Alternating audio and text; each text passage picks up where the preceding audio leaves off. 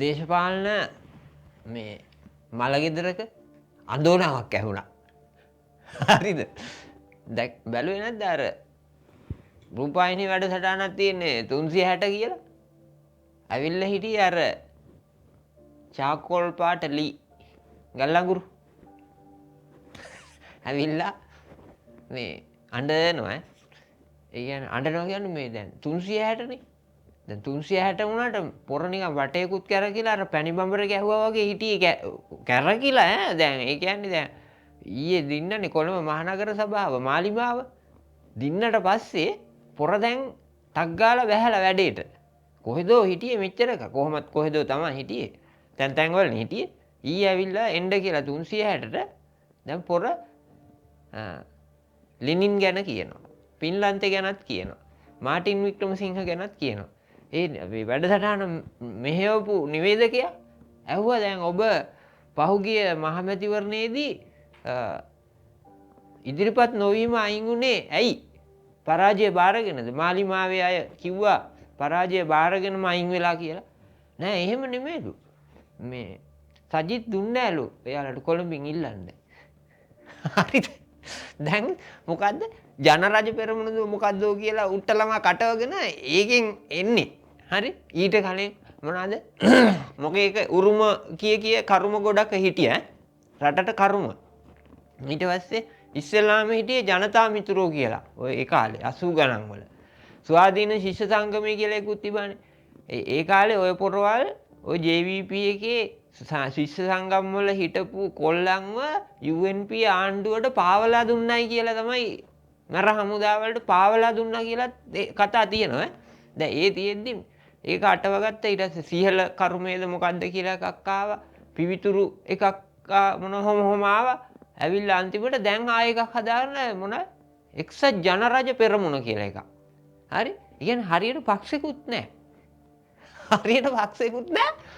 මේ හරියට දේශපාලන ස්ථාවරයකුත් නැහැ. හරියට තැනකුත් නැහැ. අනුන්ගේ අගු පිල්වලම තමයි läගලා හිටියේ. මහින්ද ළඟ හිටියා. චන්ද්‍රිකා ළඟත් හිටියානේ. චන්ද්‍රිකා ළඟ ඉන්නකොට මිනිහට දීලා තිබ්බ අමාත්‍යාංශ සල්ලි වලින් පොතකුත් ගැහුවලු. ඊට පස්සේ යහපාලනේ හිටියා. ඊට පස්සේ සජිත්ගේ පැත්තට පොඩි රැල්ලක් තිබ්බනේ අර මහමැතිවරණේදී. ඈ ඊට පස්සේ ඒ රැල්ලෙන් නාන්නම් කියලා ඒකටත් හේතු වෙලා හිටියා. සජිත්තත් නිකන් උකුණු හිසක් තරම් මොලයක් තියෙනවයි කියලා හිතෙන්නේ මිනිහට නොමිනේෂන් දීපු නැති එකෙන්ම තමයි. දුන්නා නම් ඔය හාදයා ඔය පක්ෂය ඇතුලේ බින්න බහින්න ගන්නවා. හරි මූ හිටියොත් එහෙම මටත් කැපෙන්න ඉඩ තියෙනවා කියලා වගේ එකට දුන්නේ නැහැ. ඒක කොහොම හරි ඒවා එයාලගේ ඒවා. දැන් මිනිහා දැන් බිල්ලෙක් හදනවා. හරිද? බිල්ලෙක් හදනවා කියන්නේ ටිල්විනුයි අනුරයි බිමලුයි තුන්දෙනා එකට එකතු වෙලා රාජ්‍ය බලය ගන්න යනවලු. හරි ආණ්ඩු බලය භාවිතා කරනවලු රාජ්‍ය බලය අත්පත් කර ගැනීම සඳහා. දැන් මේ අලුත් එකක් මෙයා හොයාගෙන ඉතින් JR කරෙත් ඒක තමයි. මහින්ද කරෙත් ඒක.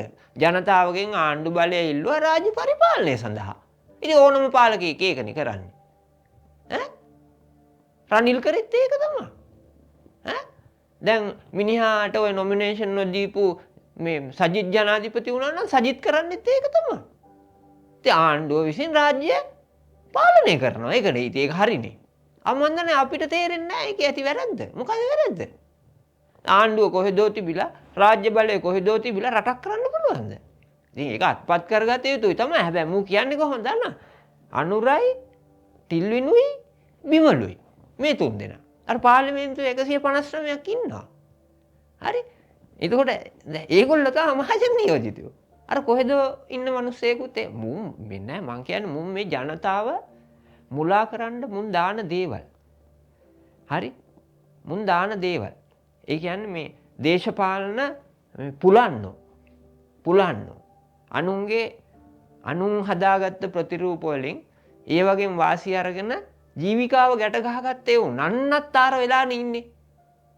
නන්නත්තර වෙලා ඉන්නේ. ඔය කඳවුරේ හිටපු ගොඩක් එව් දැන් 360 තමා. හරි. පැණි බඹර ගැහුවා වගේ කැරකි ඉන්නේ. හරකුල අතෑරියාම යන්නේ කොහෙද? අර කොහෙදෝ යනවා. කියන දේ තේරෙන්නේ නැහැ. සජිත් ගැන ඇහුවාම මෙහෙමයි. එතකොට දැන් නිවේදකයා වැඩසටහන මෙහෙවන කෙනා ඇහුවා දැන් සජිත් ඔච්චර හොඳ නැත්තම් ඇයි ඔයා සජිත් එක්ක එකතු වුනේ කියලා. ඒ 2024 දී අනුර කුමාර දිසානායකගේ ගමන් මොනවාද? දේශපාලන ගමනේ දිශානතිය අපිට තේරුණා. ඔන්න ඔහොම මාර ඒවා දෙන්නේ හරිද? ඒ කියන්නේ මෙයා ඒකට තමයිලු ගියේ. මේ කවුද? ડોක්ටර් කෙනෙක් හම්බුනොත් එයාට කියනවලු අපි ඔයාට වෛද්‍ය ශාස්ත්‍රය දෙනවා. ඉංජිනේරුවෙක් හම්බුනොත් ඉංජිනේරුවට කියනවලු අපි ඔයාට ඉංජිනේරු ශාස්ත්‍රය දෙනවා එන්න අපිත් එක්ක. නීතිඥයෙක් හම්බුනොත් නීතිඥයාට කියනවලු ඔයා එන්න අපිත් එක්ක අපි ඔයාට නීති ශාස්ත්‍රය දෙනවා. තව මොනවා හරි විද්‍යාඥයෙක් හම්බුනොත් එයාට කියනවලු අපි මේ ශාස්ත්‍රය ඔයාට දෙනවා ඔයා එන්න අපිත් එක්ක. ඉතින් මොකද්ද ඒකේ වැරද්ද? මොකද්ද ඒකේ වැරද්ද? දැන් මුන් විමලට අර ඉංජිනේරු සංස්ථාව දුන්නේ විමල ඉංජිනේරුවෙක් හින්දාද? ඉංජිනේරු සංස්ථාව දුන්නානේ විමල් විරෝධයට. ඉතින් එහෙම කරන්නද අපි මේ ආණ්ඩුවටත් කියන්නේ? එතකොට මේ දැන් අර හාන්ස් කියලා ආවේ ආචාර්යවරයෙක්. ඉතින් එතුමට ඩිජිටල් අමාත්‍යාංශය මොනවද උපදේශකනේ. ඉතින් ඒ වගේ අයට ඒක තමයි දෙන්න ඕන. දැන් මුන් හිතනවා ඇති මුන් වගේම අර විමලට ඉංජිනේරු සංස්ථාව දුන්නා වගේ චාමර සම්පත්ත පොස්පේට් එක දුන්නා වගේ මේ මාලිමාව ආණ්ඩුවත් කරන්න ඕනේ කියලා. සුදුසු අයට තමයි සුදුසු අයට දෙන්න ඕන. නලින්ද ජයතිස්සට දුන්න සෞඛ්‍ය අමාත්‍යාංශය. වෛද්‍යවරයෙක්. ඒක ගැන දන්න කෙනෙක්. හරි? එතකොට මේ හරිනි අමරසූරියට අධ්‍යාපන අමාත්‍යාංශය. ඒක ගැන දන්න කෙනෙක්. හරි? මේ අමුතු ඒ විදිහට කියනවා. හරිද? ඒගොල්ලෝ දැන් පොර කියනවා මේ ආයි මොකද්ද මේ දැන් එන්නේ ඒ ගමන් මග දැක්ක නිසා මේ විනාශකාරී දිශාවකට රට යන්නේක දැක්ක නිසා තමයි සජිත් එක්ක එකතු වුනේ කියලා. දැන් මේ විනාශය වළක්වන්න.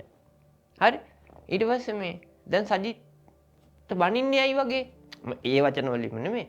ඇයි කියලා ඇහුවාම සජිත් නොමිනේෂන් දුන්නේ නැහැ කොළඹ. ඒකත් කියනවා. හරි? ඊට පස්සේ මං එහෙම ඔතන හිටියනම් මං අහනවා ඉතින් ඔයාට පක්ෂයක් තියෙනවනේ. ඔයාට වෙන කොහෙන් හරි තනියෙන් ඉල්ලන්න තිබ්බනේ. ඇයි ඉල්ලුවේ නැත්තේ?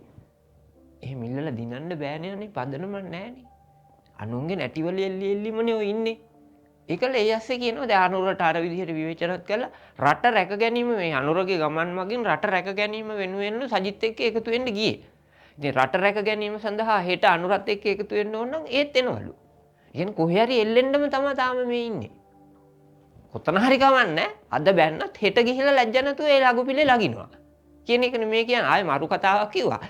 මිනිස්සයාට මාක්ස් ලෙනින් වාදය ඊට පස්සේ ඇහුවා මේ නිවේදකයා ඇහුවා මේ ඔයා ජනතා විමුක්ති පෙරමුණට සම්බන්ධ නෑ මං හිටියේ නෑ. ඔය පොරම එක සැරයක් පන්ති පහත් කරා කියලා මං අහලා තියෙනවා කියනවා.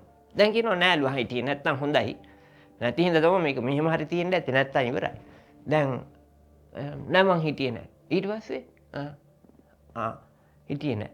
මේ මට මාක්ස්වාදය එපා වුණාලු මේ මාටින් වික්‍රමසිංහ මහත්තයා මාක්ස්වාදය ගැන ලියලා තිබ්බ පොතක් කියවලා. ඒ කියන්නේ මේ මාක්ස්ව කියවලා නෙමෙයි. මාටින් වික්‍රමසිංහව කියවලා මාක්ස්වාදය එපා වෙලා. හරි. පිස්සු ඇදෙනවානේ. මං ඒකයි කිව්වේ පැණි බමුරේ ගහලා වගේ දැන් අහන එකට නෙමෙයි උත්තර දෙන්නේ. හරි? හැබැයි අපි මේවා තේරුම් ගන්න ඕන කොහොමද දන්නවද? අනිත් එක තමයි මිනිහා දැන් පට්ට බිල්ලෙක් මවන්නේ. හරිද? ඒ කියන්නේ දැන් අනුරයි බිමලුයි ටිල්ලිනුයි එකතු වෙලා ගමේ රාජ්‍ය බලය අල්ලන්න යන්නේ. දැන් පළාත් පාලන ආයතනය වෙන ගානක් දින්නනේ.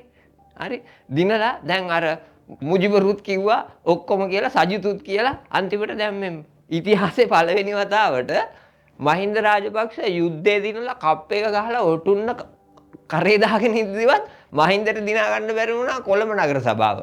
හරි? ඔක්කොම දිනද්දිත් කොළඹ පැරදුනා. එහෙම එකක් තමයි මාලිමාව ඊයේ දින්නේ. හරි? එතකොට මේ ඒ පරාජය උහුල ගන්න බැරි එකක්. අනිත් එක මේක කඳ උරන්නේ.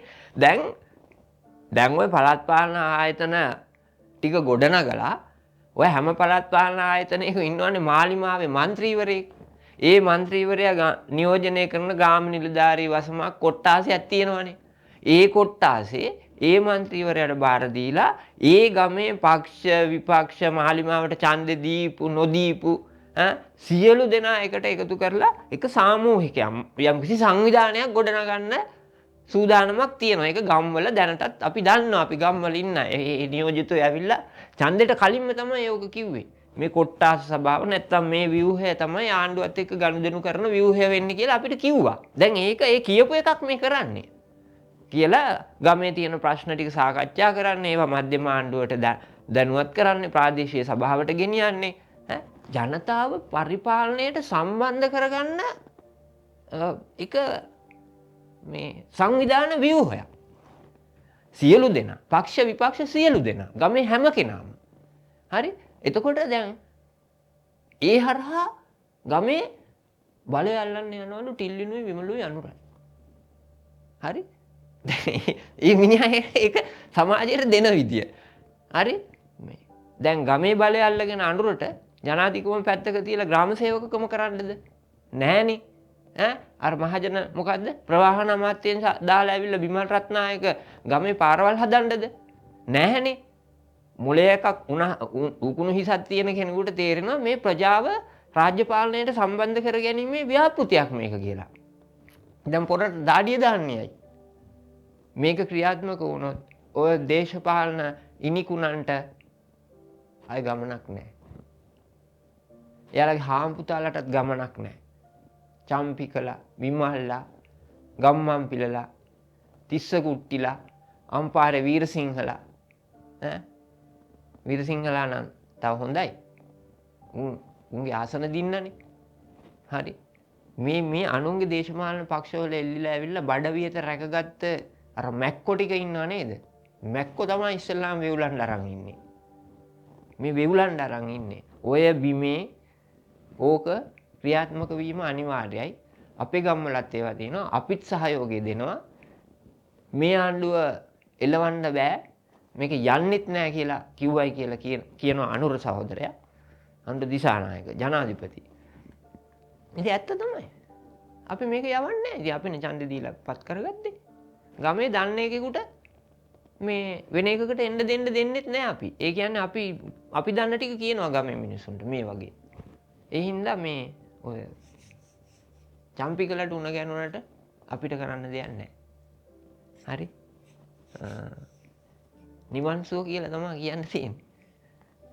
නිවන් සුව කියන්නේ මේ භෞතික ශරීරය නෙමෙයි. අපිට වඩා කල් ඔයාලා ඉන්න ඕනේ චම්පිකේ. මොකද මේ ආණ්ඩුව වැඩ කරන හැටි බලන්න. ඕගොල්ලෝ මොනවද කරේ කියලා ඔයාලටම හිතෙන්න.